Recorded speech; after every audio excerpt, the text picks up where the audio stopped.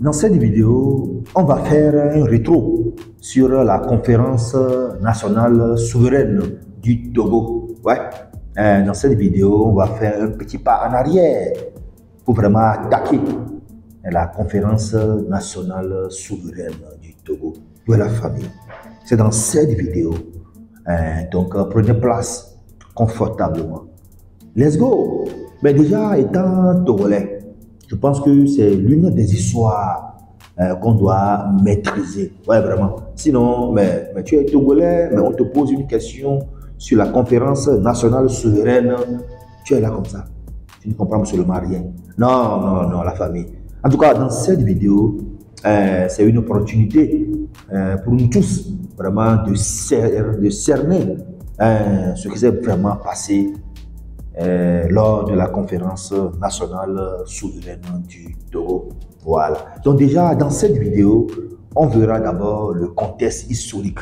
Voilà. Le contexte historique de cette conférence. Le déroulement et les conséquences de la famille. C'est dans cette vidéo. Donc encore une fois, prenez place confortablement. Let's go. Déjà, cette conférence s'est déroulée le 8 juillet 1991 jusqu'au 28 août 1991, environ 2 mois dans l'année 1991. Maintenant, par rapport au contexte historique, déjà comme vous le savez, le général Gnassingbé Eyadema, paix à son âme, il a pris le pouvoir le 14 avril 1967. Après avoir dissous le comité de réconciliation nationale présidé par le colonel Clément Dadjo. En tout cas, lui-même, il a fait environ 3 mois, janvier jusqu'à avril, ou un peu long. Voilà. Donc, à partir de 1967, donc, le général Gnassingbé Eyadema, il a interdit tous les partis politiques. Et voilà, il a instauré le parti unique qui est RPT. Et en 1969, RPT est né.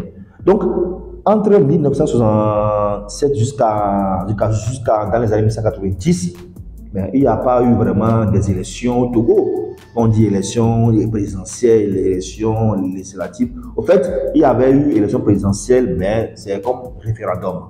Ouais, non. Donc, pour élire le président Niass dans le temps, c'était le référendum.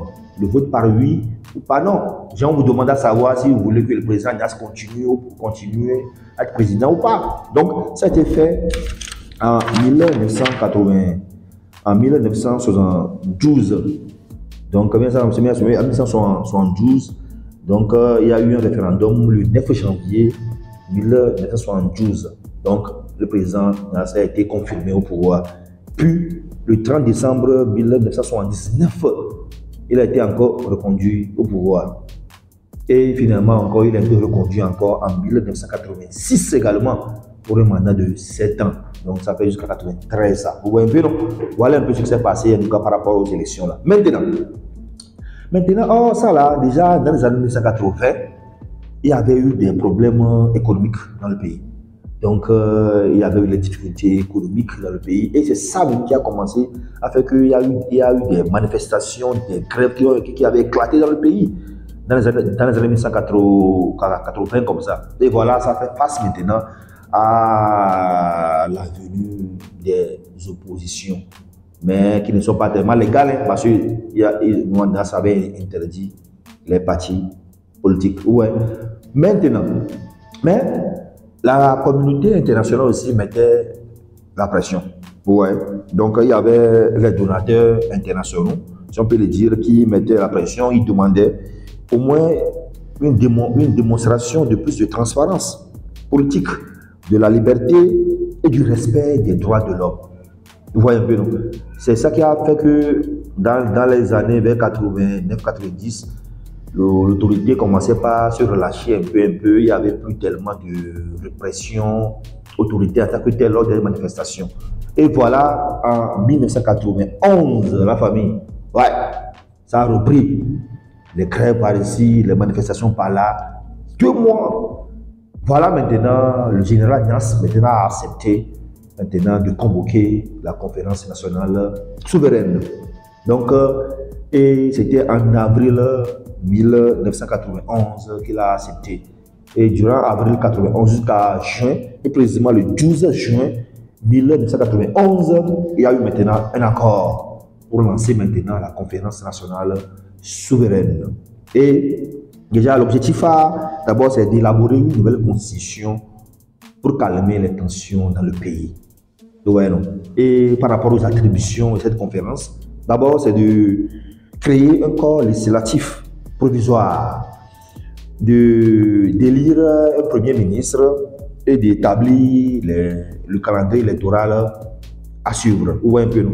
Et voilà maintenant, la conférence a commencé effectivement le 8 juin 1991.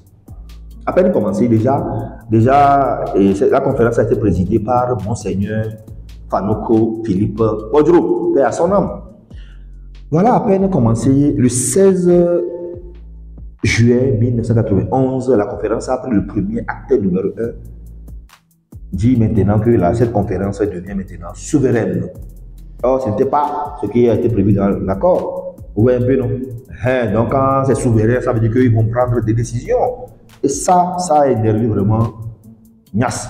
Et notamment, lors de la conférence le 16 juin, là, les représentants des forces armées togolaises commençaient ils ont quitté même la conférence. Vous voyez un peu, non? Mais néanmoins, la conférence s'est poursuivie et les travaux se traduisent en tout par 23 actes officiels, dont le premier qui a fait que la conférence est devenue souveraine, quoi. Il y a eu 23 actes officiels, 18 résolutions, une résolution spéciale sur les biens mal acquis et un appel aux pays amis et organismes internationaux. Et enfin, une déclaration constatant la faillite économique du régime Eyadema. Et tout ceci a été publié dans un numéro spécial du journal officiel. Vous voyez un peu, non? Voilà. Et voilà, le 26 août 1991, la conférence où les délégués des forces civiles de la nation ont nommé ou ont élu Joseph Kofigo étant premier ministre du Togo. Et le même jour, donc, les membres du Haut Conseil de la République aussi ont nommé aussi leurs membres plus leurs suppléants.